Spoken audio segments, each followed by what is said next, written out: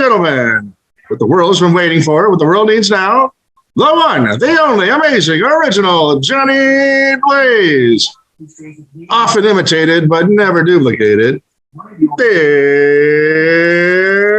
Johnny. Ladies and gentlemen, I'd like to welcome you all to the amazing original Johnny Blaze Show. It's always great to be here as I blaze right in with my karate kick.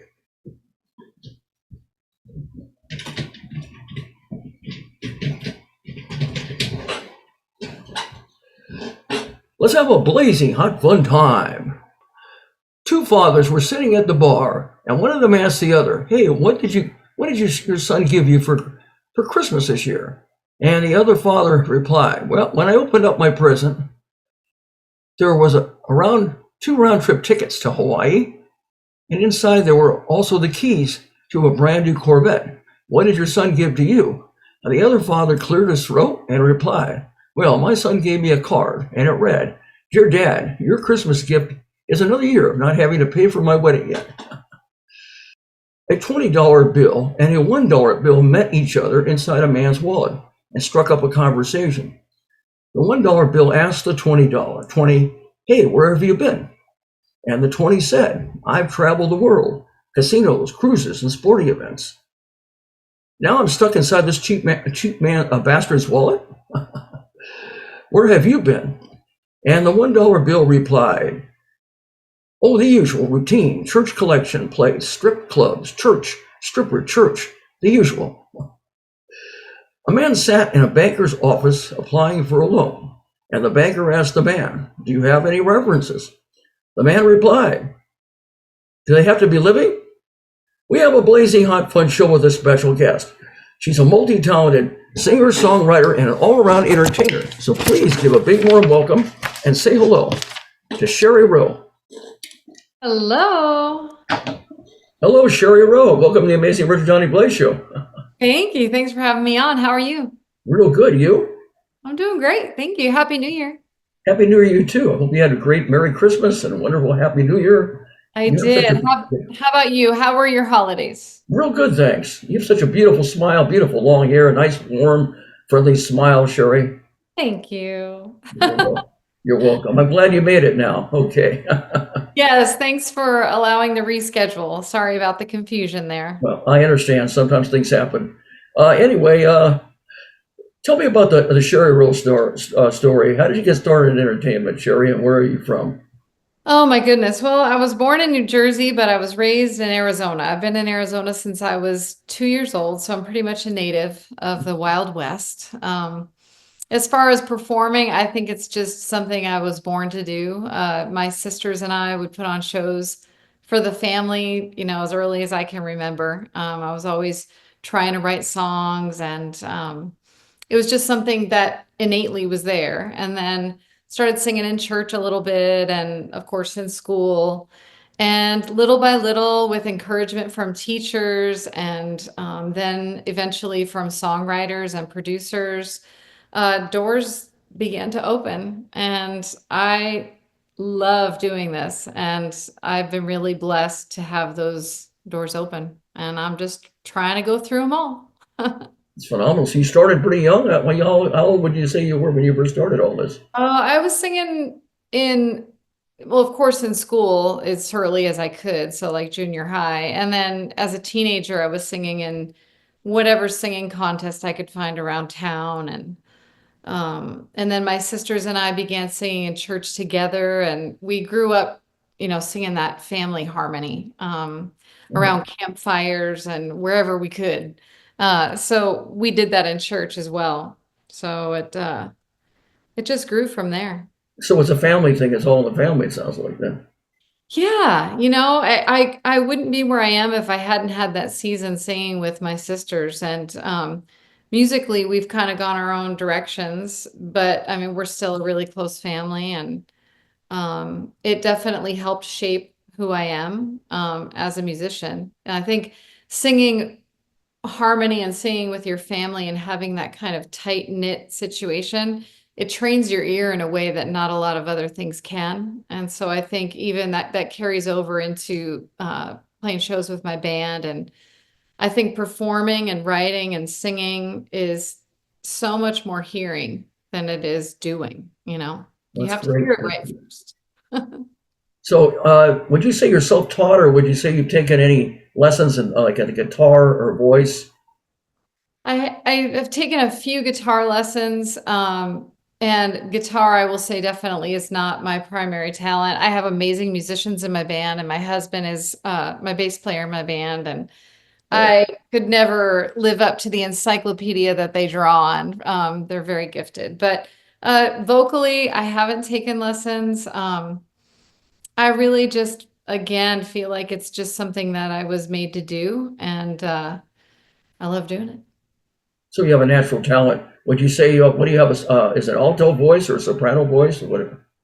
I've been told that I have a second soprano voice. So let me actually that brings a certain situation to mind. So as far as lessons go, I've never formally taken lessons, but I will say that I took one lesson.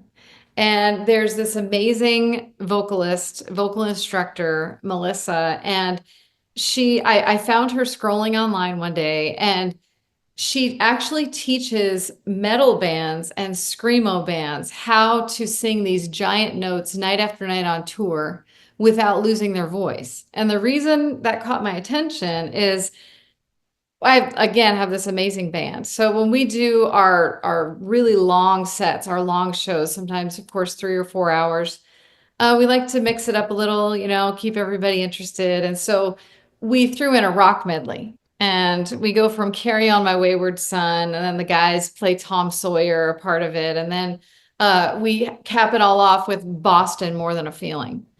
And I hit that huge note at the end of More Than a Feeling.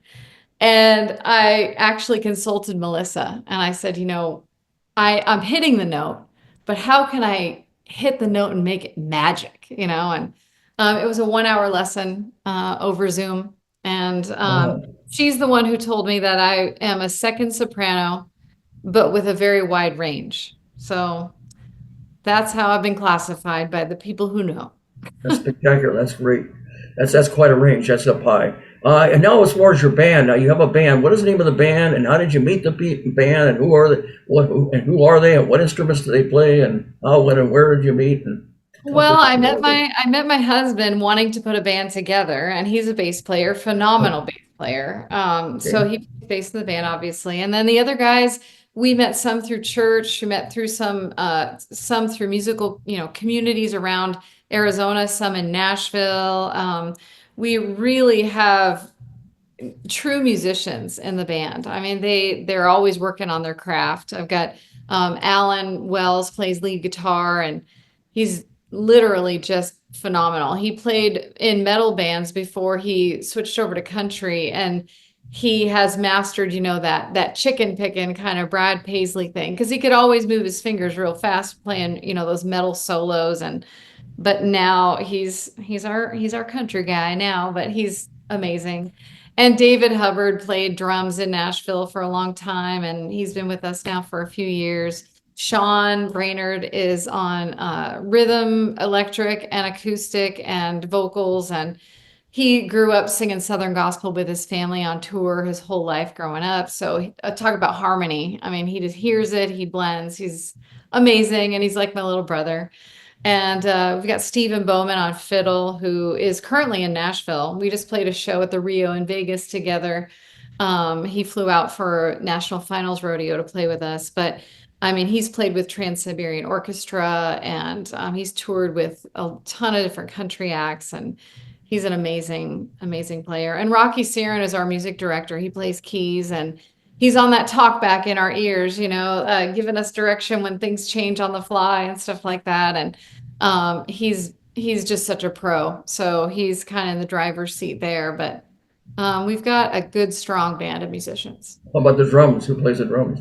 David Hubbard he's played in Nashville for a while, or Excellent. he had played in Nashville for a while. Now he's out in Arizona here, and he was a drum tech, you know, grew up taking care of the drummers in the scene Hmm, before he kind of made his own way, and now he certainly has made a way for himself. He's I phenomenal. see. And what kind of music are you? would you classify the kind of music that you like and that you perform? Is it rock? Is it pop? Is it country? Is it folk? Is it jazz? Is it gospel? Is it a rhythm and blues? I mean, it could be anything. Yeah, Or I mean, folk music. it's Okay. primarily country. I would say that, I grew up, my dad loved classic country. He loved Johnny Cash and Patsy Cline and Waylon. And that was a great backdrop growing up in Arizona and hearing all that classic country, driving around the fields, the alfalfa fields and the orchards. And I just remember hearing that. And my brother is much older than me, and he always listened to classic rock. So I also grew up hearing things like the Eagles and, Casey and the Sunshine Band and all of that. And so I think that really influenced me too. So I would say I primarily do country. I like traditional instrumentation, but I also, as a songwriter, really love pop phrasing. I love a good hook. I love a good, bouncy melody with good phrasing. And but I love the nature of country music in that you can tell a story. So that's my goal, to tell a good story. And so, who would you say are your favorite and most inspirational singers and songwriters? A country artist. It sounds like that's what you're really excited by. Who would you say I am. inspired you? Yeah, I would say Miranda Lambert is always a go-to for me because I feel like her songwriting and her delivery of her songs in the studio and live, that it's very genuine. She has a vulnerability that she has been able to tap into, and I think in the studio, that's something that can be a challenge, honestly, because you're wanting a good clean take. You're wanting, all of the practical things to be right, but human emotion isn't about perfection. So it's finding that line of vulnerability and hearing that the emotion in your voice, but also giving a really great performance. And I think Miranda Lambert does that very well. Natalie Hemby happens to be one of the writers for Miranda Lambert and with her, but has also written for many other artists. She's one of the cornerstone songwriters in Nashville, and she's somebody that I admire a lot. So those are your main inspirations, Natalie and Miranda Lambert. Yeah. What about Taylor Swift? What about some of these other? I mean, I feel like I listen to so much music. I'll listen to something Taylor puts out, and I listen to a lot of Americana and indie folk singer-songwriters. And Sean McConnell is a great example of a singer-songwriter in Nashville who isn't necessarily mainstream, but again, conveys so much emotion in his writing and his performances. So I mean, I could probably make a pretty long list of the people I listen to and am inspired by. I'm just always kind of like consuming all different types of music. Now, do you prefer really fast type of music, or you feel like a slower ballads? And what about happy versus sad songs? Do you like them equally, or is there anything that stands out that you think is better? Yeah, I mean, I think I love putting together my set lists to put together a really great show and to kind of take people on that journey. And I feel like no journey has just one emotion or one experience. So I like both. I like the happy, upbeat stuff. I love it when the band and I can just really deliver something that is hitting hard and everybody's got their solos, and we're throwing solos back and forth to different players, and there's just so much energy between us on stage that it becomes contagious with the crowd. But I will say that by nature, when I'm listening to music by myself, I do listen to a lot of sad emotional songs, but that's cathartic to me. And I feel like music is such a powerful way to convey emotion. And I'm just kind of drawn to that melancholy stuff. So you're drawn to either sad or happy, depends upon your Yeah. mood, right? Yeah, exactly. You're feeling it, and you like to tell a story. That's important, to tell a story. Yes. Words. On your shows now, do you have any audience participation? And if so, how do you get the audience to participate? Oh man. Well, an audience, it just depends on the audience.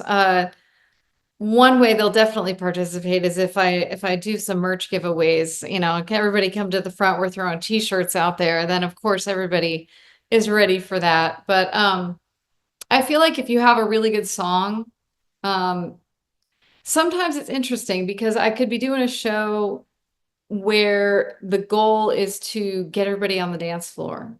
And the venue, that's what they want. And if people are dancing, then that means we've done our job.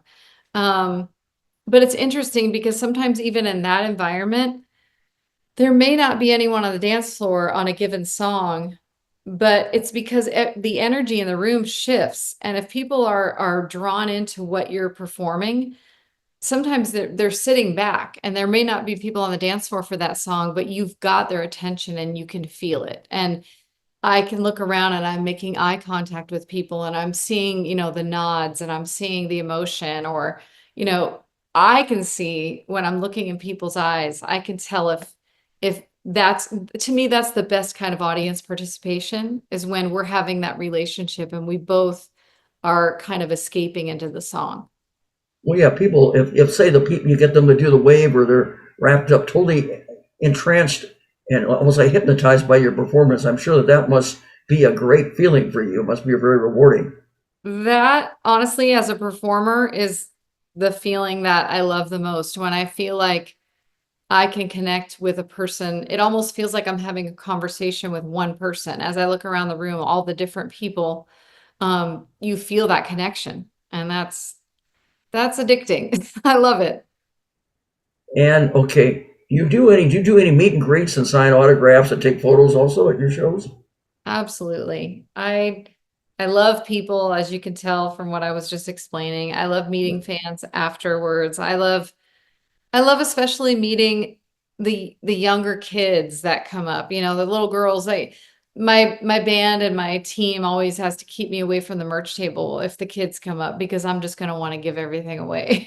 Take a picture and give you, all they have to do is come up and say, "Oh, I want to be a singer like you one day." And I'm like, Wow, give them one of everything. that must be exciting then. Oh yeah, well, you see, that's a mark of a great entertainer that loves what their craft. They love what they're doing. That you never turn anybody away if they ask for an autograph or a photo, or No, you don't turn them away. no way. Mm-mm. I mean, I think that there are stories of people that are just kind of arrogant and they just ignore it, or they don't show much interest, but that would be totally counterproductive to what you're doing. Absolutely. It has to be for the listeners. It has to be for the people. I mean, it's for ourselves in a sense of, we're fulfilling a purpose. We're using, I say we, I mean, those of us who have the mentality that this is a gift that we're sharing, and that is what I believe.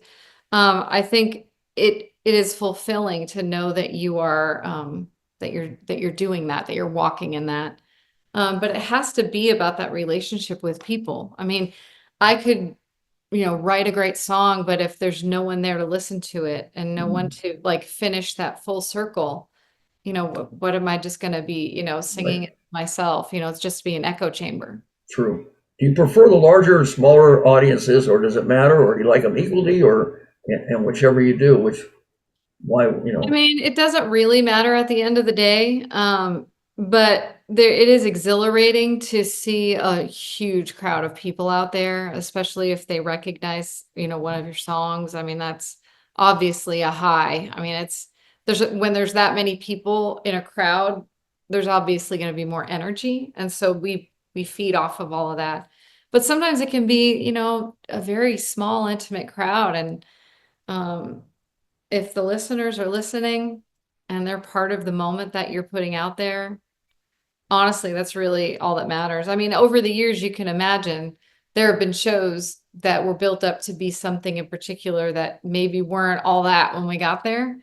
And the guys and I, like, will just kind of smile at each other during the show and say, "Hey, we're getting paid to make music. We're getting paid to do what we love, and it doesn't matter if there's one or 10,000 out there." well, that's wonderful that you can get paid for doing something you truly love. Not everybody has that opportunity, so you're I very know. fortunate. You're very Yes. fortunate, Sherry. Uh, what is the largest crowd you perform in front of? What is the smallest crowd? I would say the largest crowd probably was a festival in Kentucky, and there were probably about 25,000 people there. Wow, So, that's yeah. quite a few. And the smallest? Oh my goodness, the smallest, I mean, my living room for just a few people. You know? I mean, yeah. I mean, that's the life of a musician, really. You're going to play a lot more small rooms than you are the big ones for a long time before those big ones become the norm. I see. And now, when you go ahead and perform, have you ever had an experience where you tried so hard to make a show work and it didn't? It's like Murphy's Law. If anything go wrong, it can and it will. Has that ever happened to you? And if it did, how did you deal with that?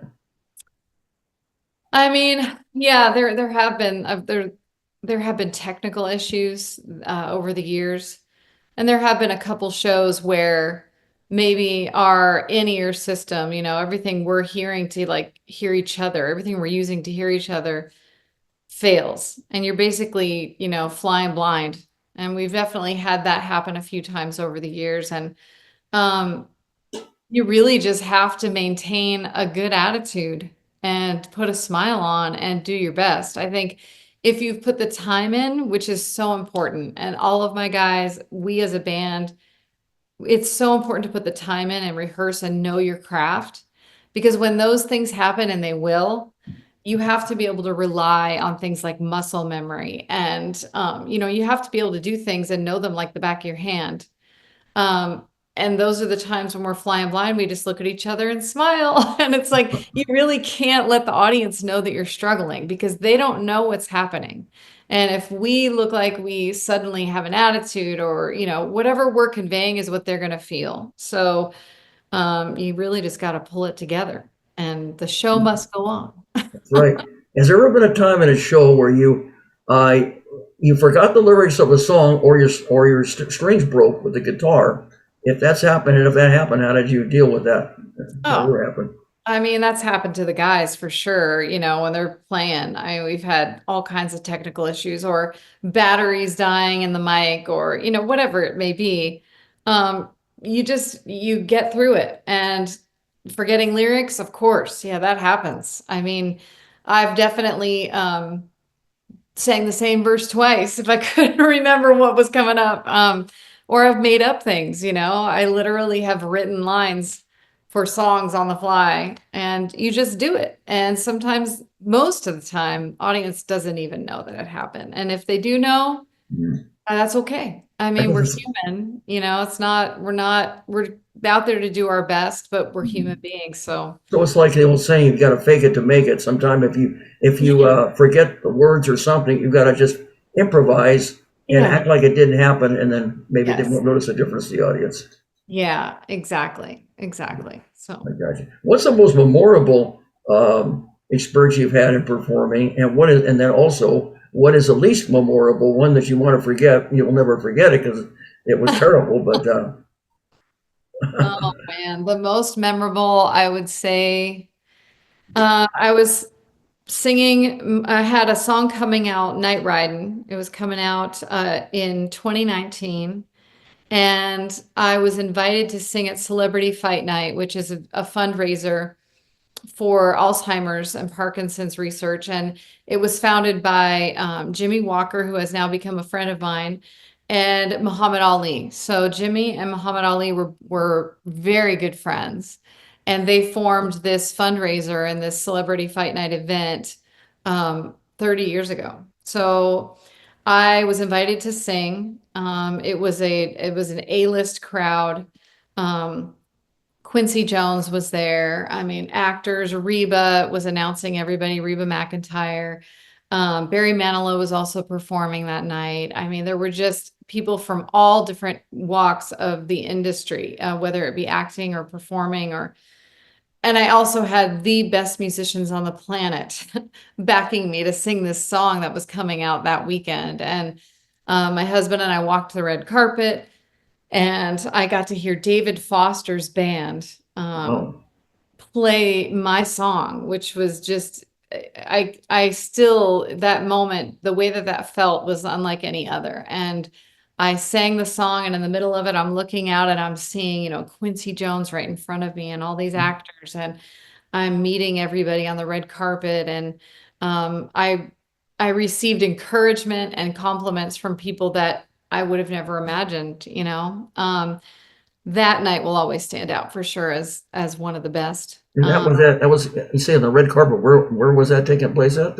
It was in Arizona. It was at the Oh, JW Marriott, oh, and it was phenomenal. It mhm, was one of those. The thing is it also had purpose, and everything we do, we try to make sure that there's something that goes beyond the show. And this event and everything that I have done with Jimmy since then, these mhm, events they're entertaining, and the entertainment value is just at such a high caliber because of who Jimmy is, and he does everything with intention and purpose, and anything that is aligned with a charitable organization or helping people mhm. and shine a light on what good That's people. Jimmy. Who is that? Jimmy who? You talking about?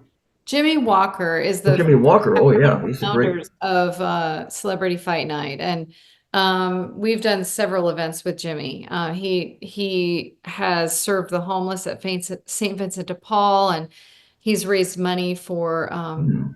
inner city youth, and it's been a joy to come alongside him and use my gifts to do something other than just put on a show. A show is great, but if that's all it is, doesn't really have a lot of lasting power.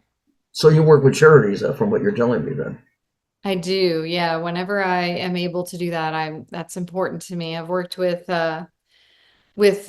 young kids who are aging out of the foster care system. I've worked with organizations who help them kind of find purpose and get education and learn job skills and kind of find their place in the world.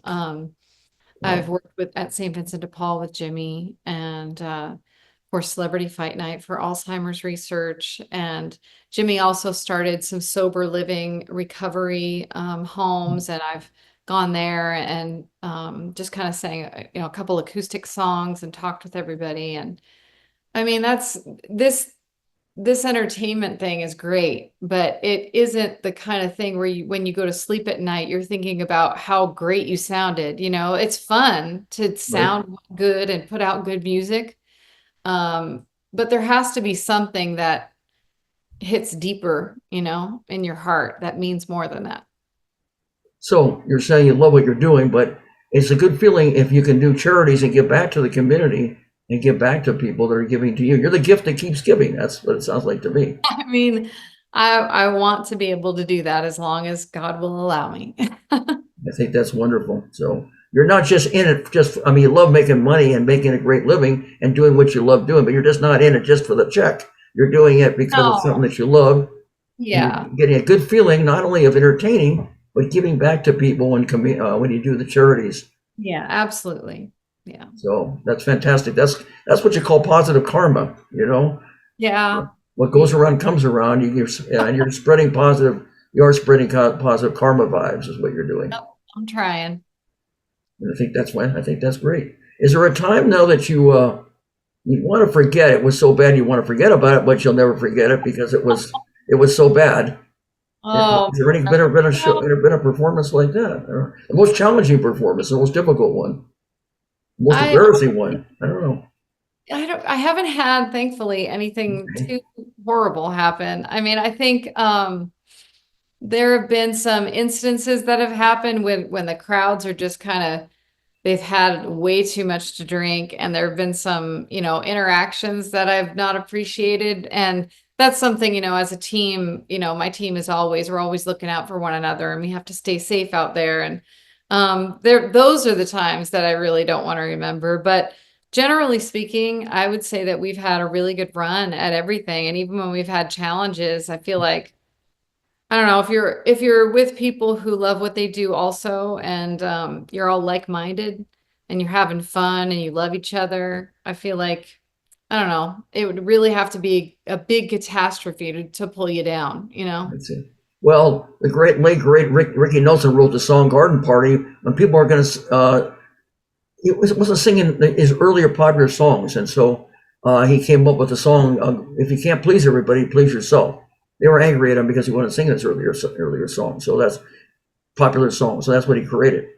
And so that's correct. You can't please everybody. It's impossible. No, you can't. Ricky Nelson was great. He was a great artist, Yeah. actor, and performer, singer. Oh yeah, I'm sure you agree with that. Oh, absolutely. Yeah.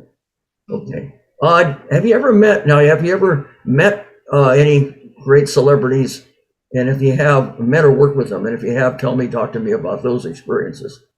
Well, we've been able to open for some really amazing artists, meet them, of course, at the time. Winona Judd, amazing, wonderful person, opened for her, and she was very encouraging, and I went to take a picture with her, and I didn't want to, kind of jump in on her space too much. There were other people waiting, so I kind of got in quick and then was going to get out of the shot really fast, and she pulled me right back in, and she whispered in my ear, she said, us girls got to stick together and don't let anyone ever steal your joy. And No.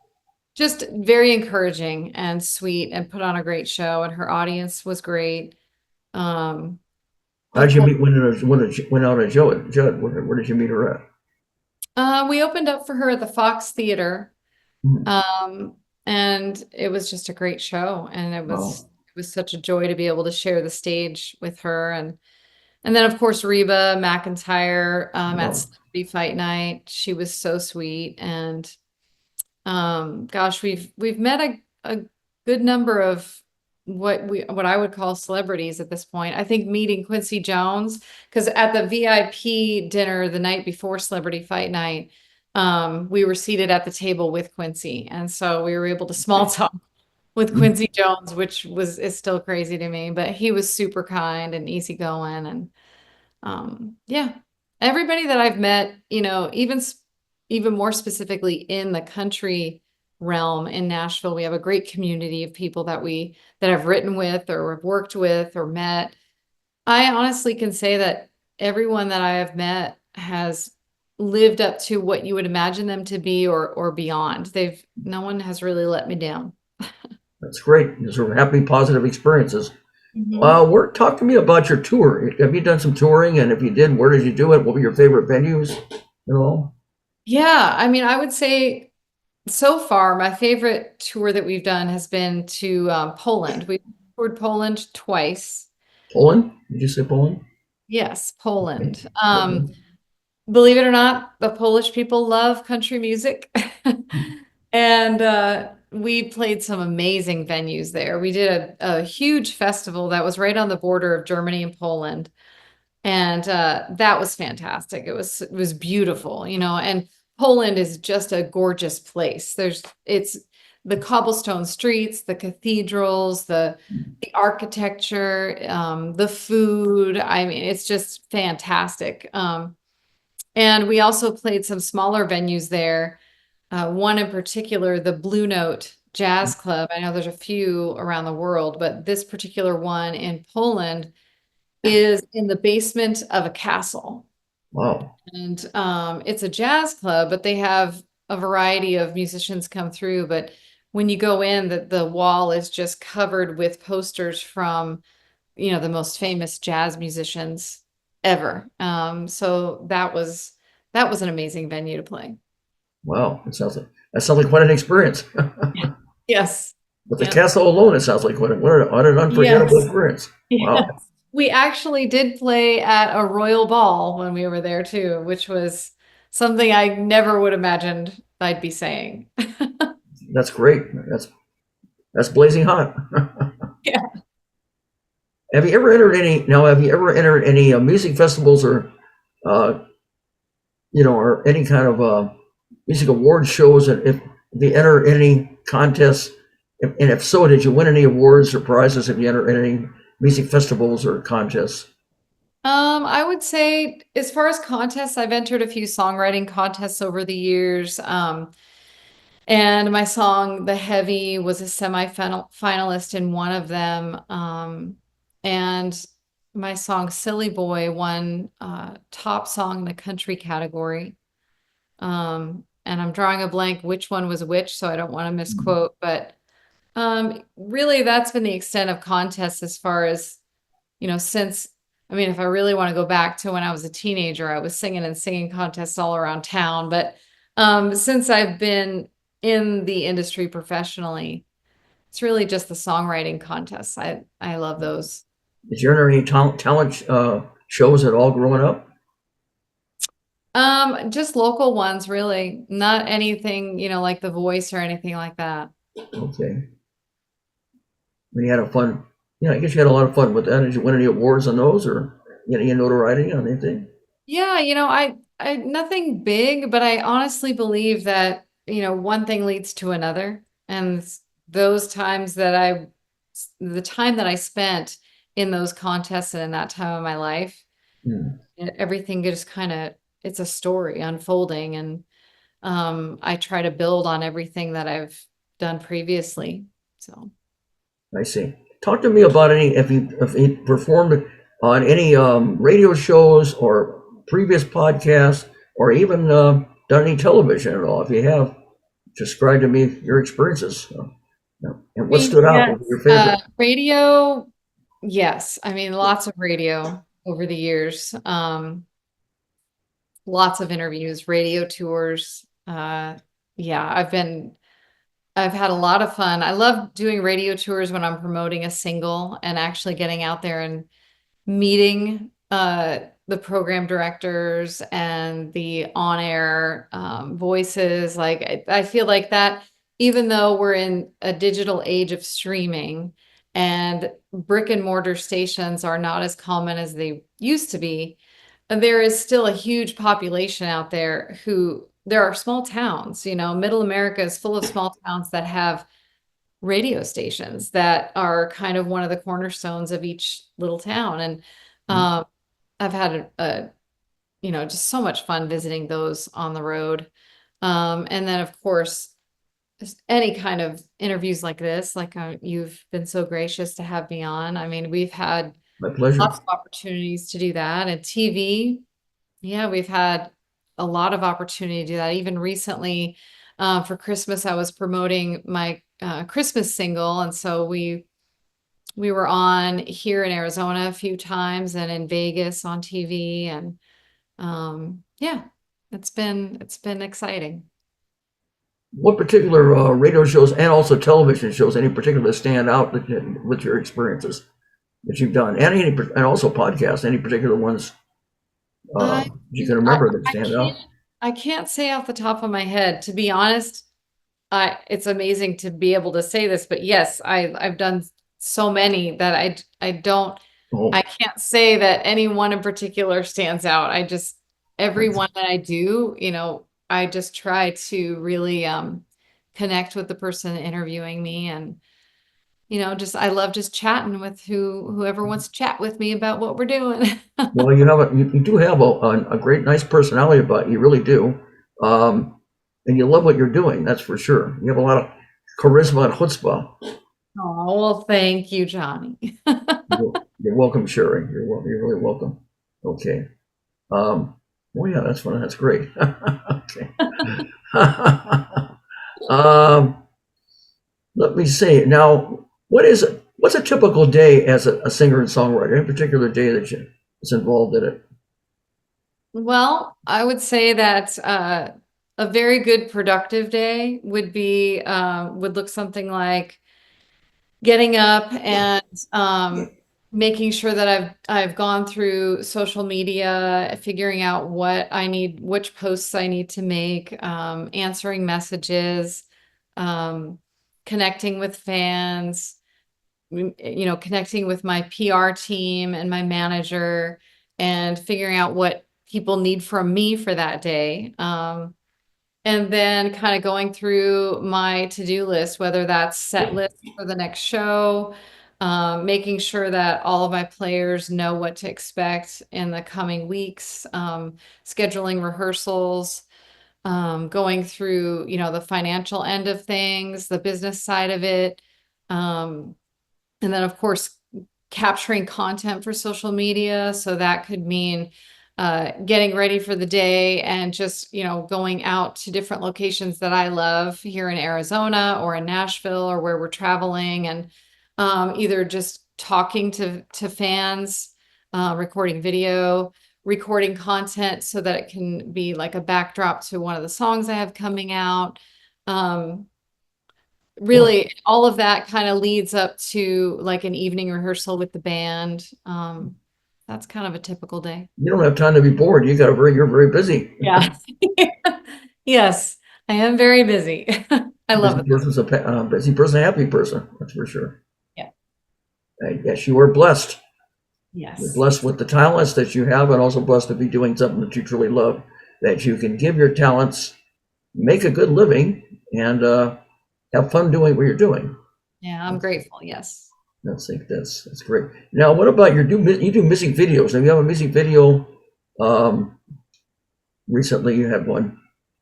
Talk to me about that. Yeah, so we're just, of course, ending the Christmas season and starting the new year, but over Christmas, the big highlight was my music video for Home for Christmas Underneath the Desert Sky. And that video was so fun to make.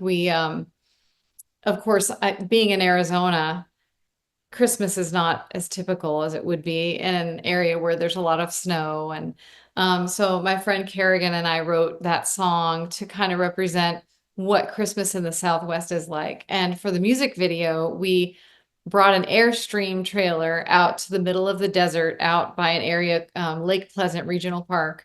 And there's saguaros, and I mean, it's true desert. And we actually had to film the music video several months ahead of the Christmas season. So it was August and it was about 116 degrees. Wow, that's hot. And we're out in the middle of the desert with the Airstream. And we invited a ton of friends out there. Everybody helped us decorate for Christmas. We had to pretend like it was chilly. We had a campfire and a barbecue. We had all the Christmas lights up, and we performed the song in front of the decorated Airstream. And that was the music video for the Christmas song. But no one would know unless they've heard the behind the scenes that it was excruciatingly hot that day. Boy, it's amazing. I mean, it's quite an experience to go through, but to be able to handle it with that kind of heat, that's Everybody had so much fun because honestly, in Arizona, there are way more days that are warm than cold during the Christmas season. So let's see. we're in t-shirts having a barbecue in the backyard, and that's very typical for the winter season here. Let's So see. that's what we did. We had a barbecue out by the Airstream. Wow. And you also did there's a song Night Riding. That was another music video we did. Talk to me how you go about creating that one.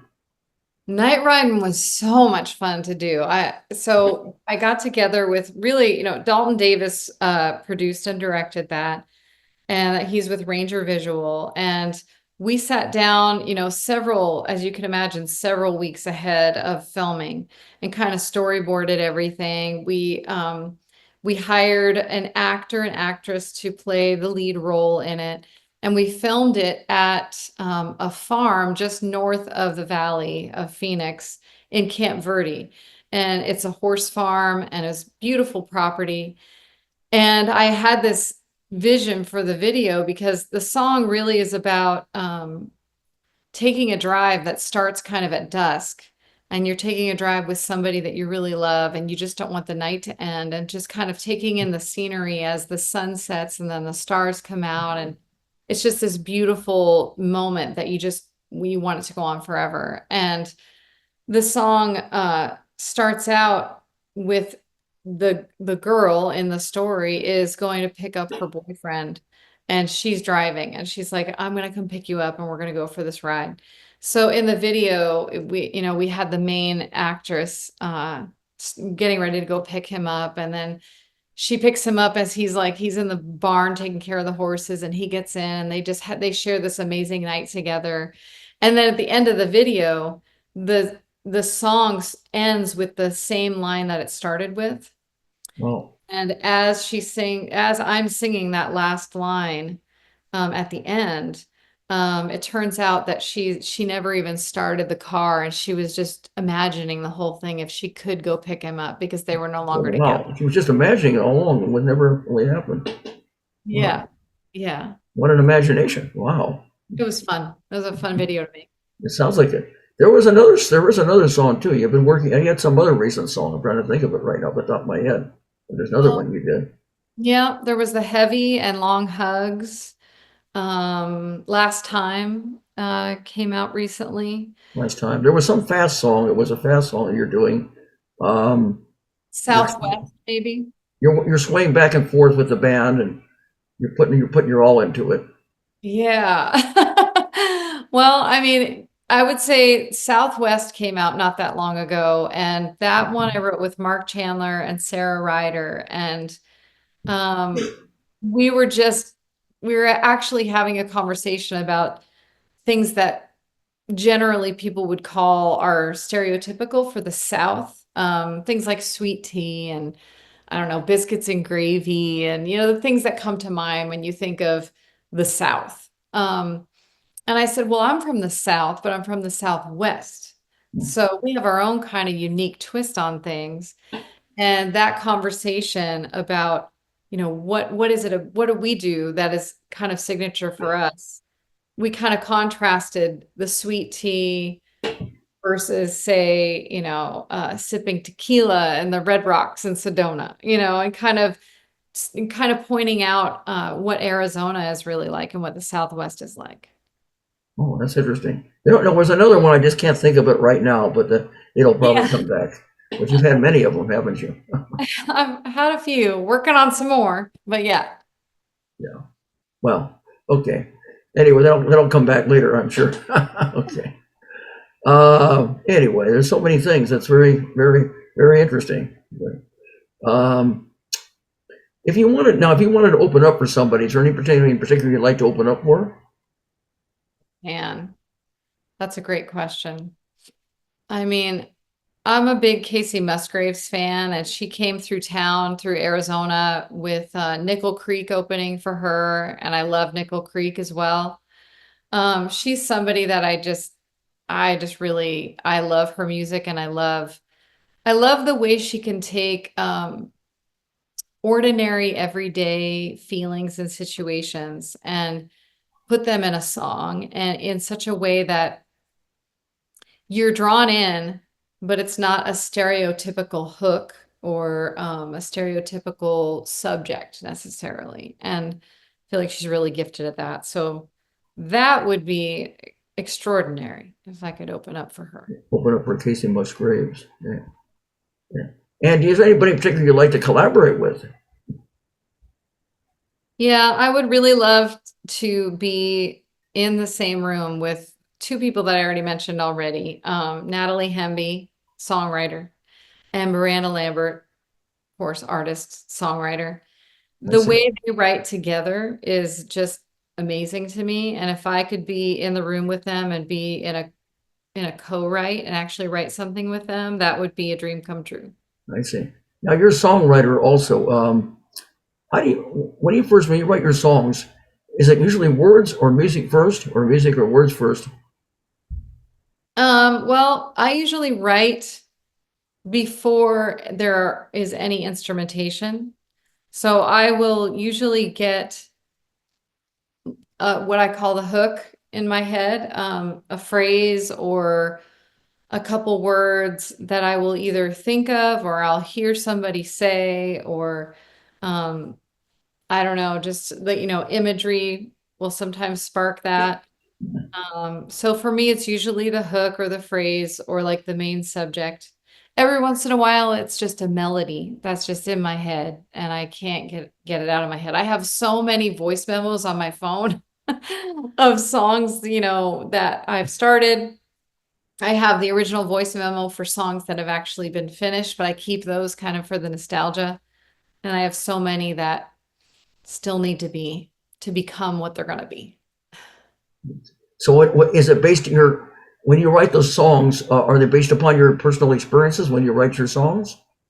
Sometimes, yeah. And then other times, it's based on maybe something that someone else has gone through or experienced.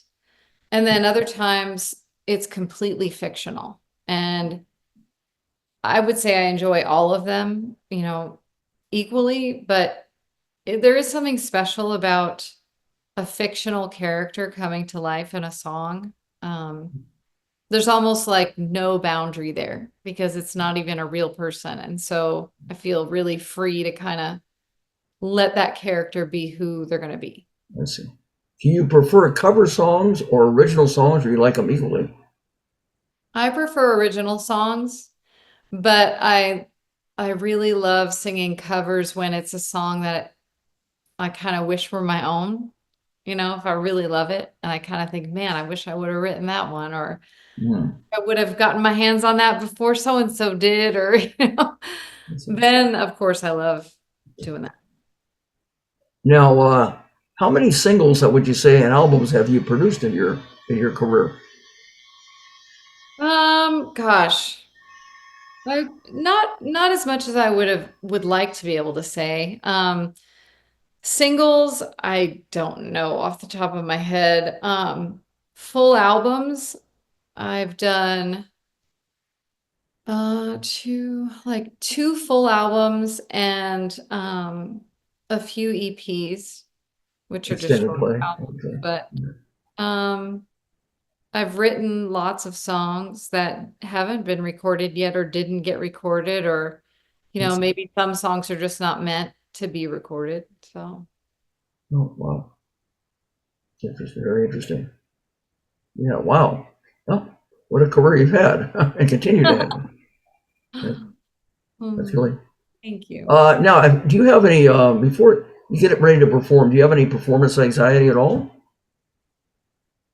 Not really. I would say right before we start, I check my pack, like for my in-ears. I kind of check that probably more than I need to. I that last second I think, is my pack working? Is my, I checked my mic, right? The batteries are good on my mic. I'm Well, thinking about technical things at that last minute. Like, is there anything I forgot? Other than that, though, there's just such a rush of adrenaline. I All see. Chaz and I look at each other and we're just like, everyone's always excited to like just start waiting for that first downbeat. I see. Well, there's a lot of rejection in life, and especially in entertainment. So, how do you deal if you've had any rejection and have not had, and if so, how do you deal with it? I can't believe it. You've never had rejection in your life. Most people have had some. Oh, I've had lots of rejection. And I will say, like, it's interesting. My sister asked me once because she would ask me for updates and I would just fill her in on day-to-day things. And there are so many possibilities that come up in the entertainment industry. And I always, well, now I say, something isn't real until you're talking about it in the past. It's like there are so many opportunities that come up, and we can say, oh, I heard from so and so that we might be doing, whatever it is, fill in the blank. But in this industry, you're going to hear no way more than you're going to hear yes. I mean, that's just a given. There are so many talented people, and it's a very crowded room. So the opportunities that I do get, I'm really grateful for, but you got to have a thick skin. I mean, yeah, I've had lots of rejection. And how have you dealt with it? How have you dealt with that? Um, it also, honestly, it depends. I would say that I I have a really good community of people around me to remind me, that everything isn't wrapped up and riding on who accepts me or rejects me as far as my talents go. That isn't everything I am, and it doesn't define my career.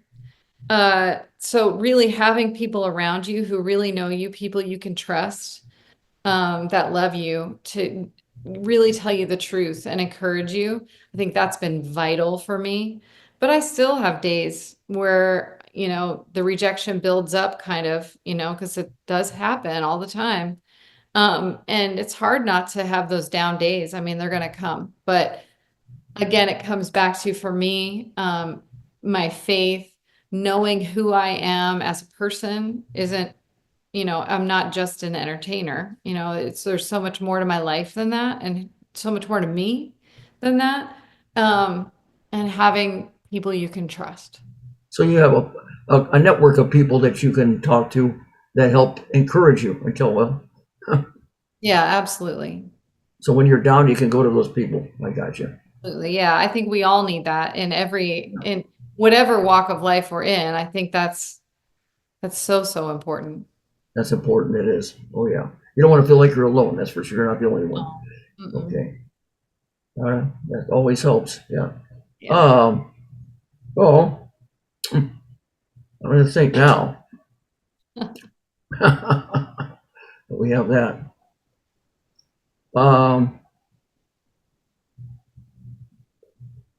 Is there anything? Let's see now. We have. I'm trying to think. There's so many things. There's a lot of things. There's a lot of things. I'm trying to think of something. Oh yeah, I wanted to ask you. What do you think now, as far as entertainment goes? Aspiring singers and songwriters, people that want to make an entertainment in general, when they try apply for things like The Voice, America's Got Talent, X Factor, American Idol. In other words, what do you think about these shows, and do you think they can really be benefit and help people that want to be successful in entertainment? I mean, yes. I mean, can they help people be successful? Yes. I mean, if you look at the people who have won those contests or come close to winning, they've had opportunities that maybe they wouldn't have outside of that. But I think it's not for everybody. It's a production like any other, TV show or, any entity like that. Like they have their goals and they have their, the ways that they are choosing to entertain. And I think it's helped a lot of people have really big careers, but I think it's a very narrow window. And it's not for everybody. I honestly feel like if some people take the route, I can't kind of take away from the momentum I'm building and the track that I'm on.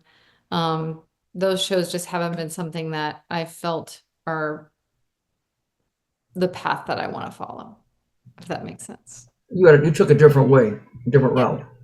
Yeah. Okay. I see. It's working for you. What works for one may not work for someone else. Also, have you ever had a time, now, of course, you have to audition a lot of times as an entertainer for different roles, whether it be, if you're singing or and people do acting or singing or commercials or whatever they do. And if you put everything into the audition and you find out that you did not get the call back, has that ever happened to you? And if so, how would you handle it? Well, honestly, I feel like every time, there were many years when I was booking us, and now I have a booking agent and a manager, and they handle that kind of thing. But I was the one basically putting me out there. And even though I wasn't singing on the spot in an audition, I was sending my EPK and I was sending, all my music and my photos and putting myself out there. And I feel like every time I try for a booking for a big festival or, anything really, anytime that I don't get that, I mean, I feel like that was in, essentially an audition. Every time I'm trying to get a gig booked, it's an audition. And again, I think it just goes back to knowing that one thing leads to another, and I don't have to get every opportunity to be successful. Right. But if you don't, that's what I mean. If you don't get the call back, of course you're disappointed, but how do you deal with that? You move on to the next thing. Just move on, of course, instead of Time thinking just about because a person does not land an audition successfully, that does not mean they don't have talent. It just means it's probably just what you have is just not what they were looking for. exactly. I mean, talent, whether someone is talented, I mean, that's relative to opinion for sure. So, And if one door closes, another door can open, right? yep, exactly. Got to look at it that way. Because if you give up, you're finished. Like my ex-boss would say, never give up. But there's an old saying, quitters never win and winners never quit. Winners never quit. Yeah. Right. And I have a poem that I created a long time ago. I'll share it with you. Positive thoughts make you hot. Negative thoughts make you rot. So be hot. Don't Yeah, rot, or else you'll go to pot and you'll lose a lot, and you won't be a big shot.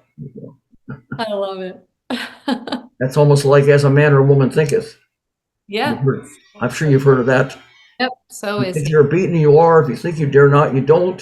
If you like to win but think you cannot, it's almost a sense you won't. You got to think high to rise. Got to be sure of yourself before you ever win a prize. The life's Mhm. battles don't always go to the stronger, faster man or woman. They go to the man or woman who thinks he or she can. There you Mm. go. Yeah, I love it. I did that time when I did a Shriners Hospital show that time. I shared that with the children. Wow. I love that. Like that. Okay, great. Okay, now let me ask you, Sherry, if you had to do anything over again in your life and your career, would you do anything differently? Um, Gosh, I mean, because I started, as early as I can remember, but I think if, I don't even know if this is possible, but I guess we're, all things are possible in this scenario. I would find a way to believe in myself sooner. I second guessed myself a lot Okay. when I was very young, and I think I could have been better, a better performer, and I could have started writing sooner than I did if I didn't have my own obstacles in my own head. If there was a way for me to kind of break out of all of that sooner. That's if I could tell my younger self something, it would be believe in yourself. You have something to offer that no one else does, and each person is unique. And, don't worry so much. So you might have done something a little differently than if you had to do it over again. Yeah, I think I would have just, applied myself a little bit more assertively. I got you. What would you say now before you were able to reach your goal of dream of being a singer, songwriter, and everything? What would you say that you? What did you say you did before that that led to this and led to everything? I think I've just always been a people person. Any Right. job I had or, in every facet of my life, I'm the person who ends up in a conversation with somebody in the aisle at the grocery store. And it, I've just always enjoyed that. And I really think that it's that love for connecting with people that really drew me to what I do now. Well, that really helps. But I'm just saying, what kind of a job before you got into all this and the singing and songwriting and reaching your dream? What job were you doing? You were doing something else, I'm sure, before Yeah, you got I into mean, it. I grew up in a really poor part of town in Arizona. I grew up in a really tough part of the city. And my jobs were, my sister and I cleaned houses. Um, Oh, okay. and even in that, we were coming from the poor side of town and going over to the rich side of town and cleaning mansions for people. And I mean, we did that for a long time, and that's hard work. And Let's see. even in those houses, though, we have stories of meeting up in the kitchen, finishing up a song that we started writing, and she'd be in one end of the mansion, and I'd be in the other end. No. We'd be cleaning and mopping floors and you name it. And then in between, we were writing songs. So, So while you were doing a job you needed to do at the time to support yourself, you still thought about writing songs and you still pursued that on the side. absolutely. It's great. Well, yeah, what personality too that you have, that you do. You have any advice for people that want to become successful entertainer, any budding singers, songwriters, or anybody who wants to make it any other aspect of the business, whether it be comedian or actor or actress or dancer or whatever. They want to be a ventriloquist or a magician or whatever. Yeah, Any whatever. advice?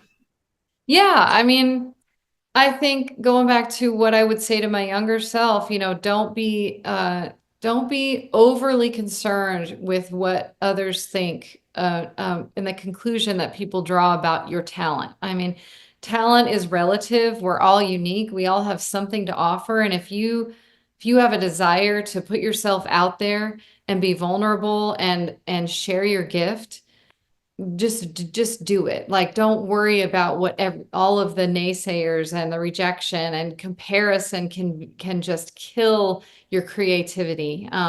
We're all meant to be unique and bring what we have to the table. So don't give up and surround yourself with people who can support you in what you love to do for the days when you just hear a no.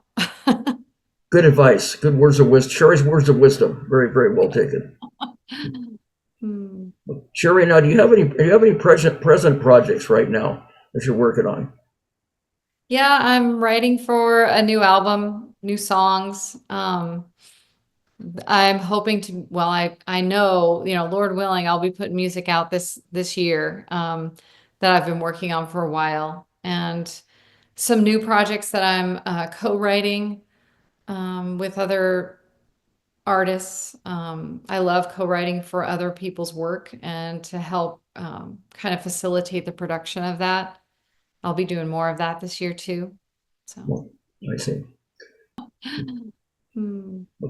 Ladies and gentlemen, if you want to reach out to Sherri Rowe and find out more about her, she has an entertainment website, which is sharirowe.com. She also has a YouTube channel. Go to youtube.com/Sherri Rowe. And she also has a Facebook page. If you go to facebook.com/Sherri Rowe. She's a singer and she's a songwriter. Anyway, if you go to those links, you shouldn't have any problem getting a hold of Sherri Rowe. Contact her. And now, ladies and gentlemen, now it's showtime with Sherri Rowe as he plays forward, and we will present original songs of this great artist, Sherri Rowe, for singing and songwriting. And so we have our first song. Our first song is called Take That Shot. Go for it. Take that shot. Have a blazing and amazing time, ladies and gentlemen, with Sherri Rowe.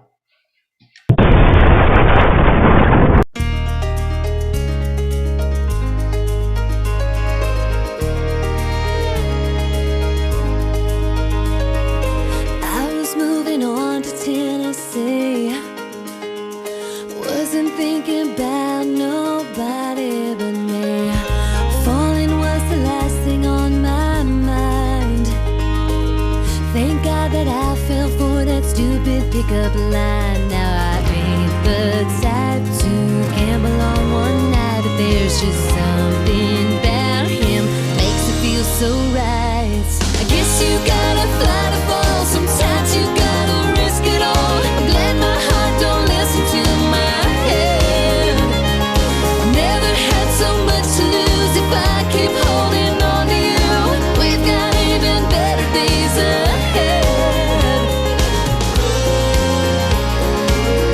If it means your hand in mine, I'd put it all on the line. I'd take that shot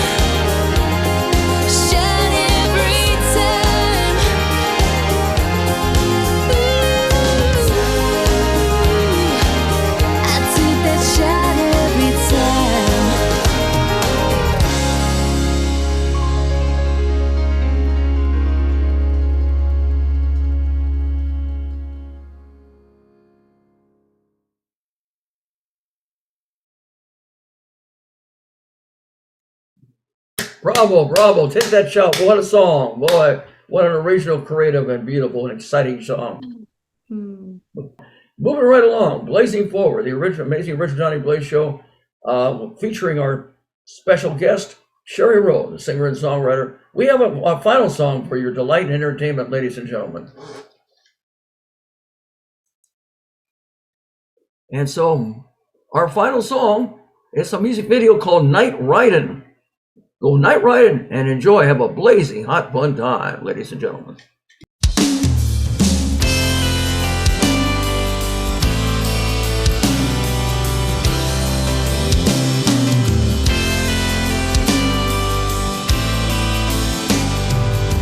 Started up, turn the key. Oh, I'm thinking about you. See the light hit the trees, feel the air turning cool. An old truck can make you feel new.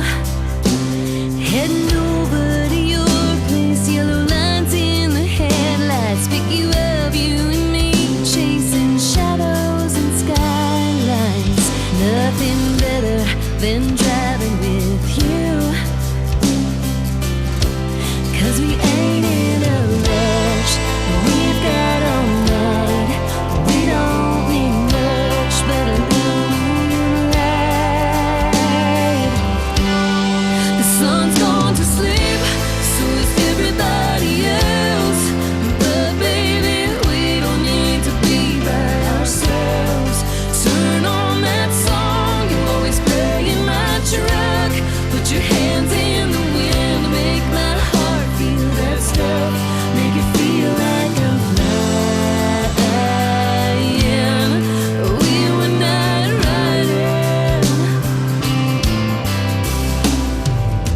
Silhouettes in the dark, gotta know every outline. Cut the lights in and park, see the stars in the sky. Sun ain't coming anytime soon.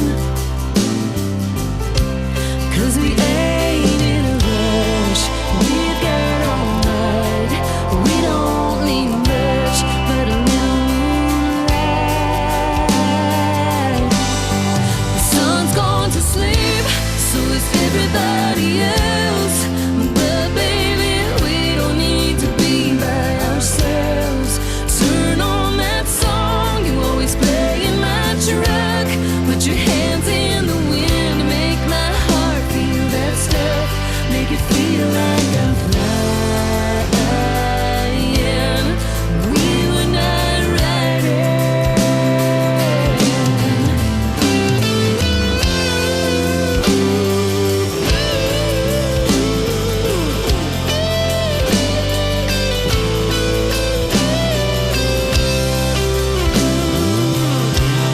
The sun's gone to sleep, so is everybody else. But baby, we don't need to be by ourselves. Turn on that song you always play in my truck. Put your hands in the wind, make my heart feel that stuff. Feels like I'm flying, like I'm flying.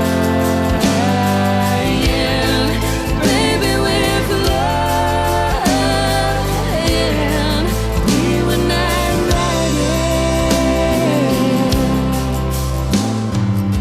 Started up, turn the key. Oh, I'm thinking about you.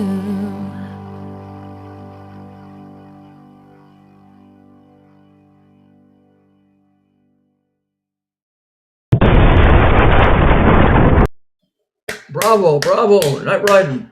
Yes, what a song. What a blazing hot, awesome song by SHARI ROWE. Hmm. Ladies and gentlemen, I want to thank my guest, SHARI ROWE, for being being on the amazing Richard Johnny Blaze show. I enjoyed having you on, SHARI. You're very entertaining, you're fun, you're inspirational, and I found the time was gone by really fast. I really enjoyed having you on as a guest on the amazing Richard Johnny Blaze show. So now, as we get ready to wrap up and close the show, I always say to all my fans and friends, always keep a smile on your face and a song in your heart. And until next time, happy trails and blaze out. Ladies and gentlemen, if you would like to be a guest on an entertainment talk show, please send us an email at amazingoriginalJBshow@gmail.com. All of our episodes will appear on YouTube and Facebook and receive over 3,000 views. Don't forget to sign up for our YouTube channel, and every guest will receive a complimentary DVD of their appearance on the show. Remember, we are much better than a podcast. And now, the amazing, original Johnny Blaze has just left the building. Good night. God bless.